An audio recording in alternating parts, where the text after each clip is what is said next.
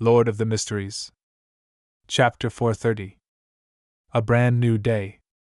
Twilight Hermit Order. What kind of organization is it? Why haven't I heard of it? When Mr. Hangman was filling me in on the general knowledge of the various factions, he didn't even mention anything about this. Audrey was both surprised and confused. As the gray fog faded away, Mr. Fool's aloof figure had vanished. Her eyes darted around as she quickly made a guess. This organization known as the Twilight Hermit Order sounds even more powerful and mysterious than the other underground powers such as the Aurora Order and the Life School of Thought. It's so unknown that even the knowledgeable and experienced Mr. Hangman, who's closely related to the Church of Storms, doesn't know of its existence.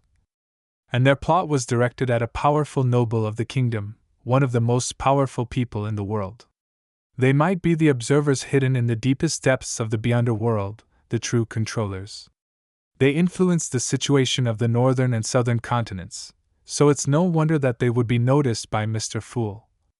The last time Mr. Hangman successfully got his blessed to help wasn't because the promised reward was sufficiently high, but because Mr. Fool himself was targeting Twilight Hermit Order. This organization is as mysterious as our tarot club.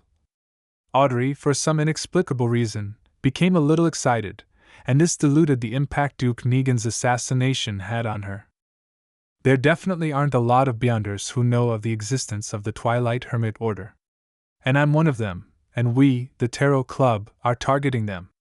Audrey stood up and walked to the full-body mirror in front of her. She raised her chin slightly, showing an abnormally beautiful angle.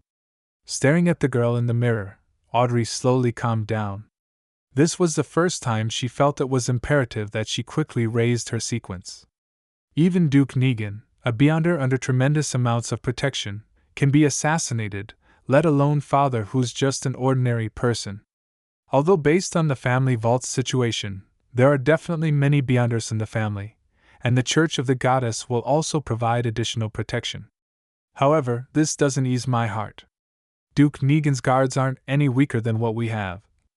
All the best, Audrey. Get to sequence 7 as soon as possible, then sequence 6, and then hide in the darkness. I'll be my father, mother, and brother's last line of defense. The capital of the Rorstad Archipelago, the city of generosity. The Blue Avenger was once again passing by, moored at the port, giving sailors a chance to indulge and vent.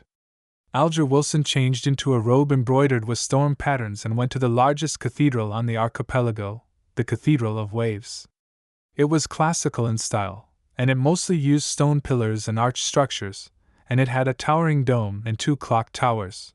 In the early days of colonization, the pioneers often had no time to build a cathedral, which brought about very serious consequences for them. Surrounded by tribes, jungles, and ancient buildings, they would often die mysteriously in great numbers for no reason at all, even after they had conquered the region. This situation, which had caused a great panic, gradually deteriorated after the cathedrals of the various churches were built, becoming something that happened only once in a while. Standing in front of the cathedral, Alger was in no hurry to enter. Instead, he looked through the narrow windows at the dark and mysterious atmosphere and the warm candlelight that illuminated the activity area. A few seconds later, he entered the grand prayer hall, clenched his right fist and struck his left chest. He turned to the bishop facing him and said, "May the storm be with you! May the storm be with you!" The bishop responded in the same way. Without waiting for Alger to speak, the bishop of the Cathedral of Waves took out a telegram. "You're just in time. The Council of Cardinals has issued orders. Read it before praying." "What orders?" Alger asked casually as he reached out to take it. The bishop's expression was grave as he said, "Duke Negan has been assassinated. The Council of Cardinals has ordered all mandated Punisher and priests to pay attention to anything regarding the hero bandit Black Emperor, as well as all the matters related to the tarot ritual." Hero bandit Black Emperor? Alger perfectly expressed his surprise. He already knew that the Black Emperor was Mr. Fool's blessed. The bishop said with a serious nod, "The assassin of Duke Negan is a Sequence 5 devil, but while escaping, he was killed by hero bandit Black Emperor." This is the same outcome as Vice Admiral Calango's, who failed to assassinate the Duke. Not only are the superficial circumstances the same, but even the core issues are the same. It was also Mr. Fool's Blessed who killed Calango's, another Blessed. Was Mr. Fool the one who really wanted Duke Negan dead? No, if it were really him, then he would have warned Calango's the last time to be careful of Miss Justice, so as to not expose his identity on the spot. Mr. Fool is paying attention to the truth behind the assassination and the real murderer? Who could it be, or which organization would receive so much attention from Mr. Fool? Alger instantly thought of many things and made a preliminary judgment. He looked down at the telegram and saw that the church had set up a special investigation team for the assassination of Duke Negan. Every member was an elite of the mandated punishers. Should I apply to join, so as to have a grasp of their actions at any time? Alger hesitated for a moment. In the end, he decided to follow his original plan and keep a low profile. With a brand new day, Klein slept until he woke up naturally. He slowly got up, washed his face, and went downstairs. He wasn't in a hurry to prepare breakfast. Instead, he habitually opened the door, bathed in the fog, and took out today's newspaper from the letterbox. What is it? Suddenly, he noticed that there was a thick envelope stuffed inside the newspaper. It wasn't light at all. Squeezing the surface, Klein's mind flashed with the faint fragrance of banknote ink. His spiritual intuition told him that there was a lot of cash inside. Carefully, he opened it and pulled out the stack of money. After counting the money, he confirmed that there was a total of £1,000.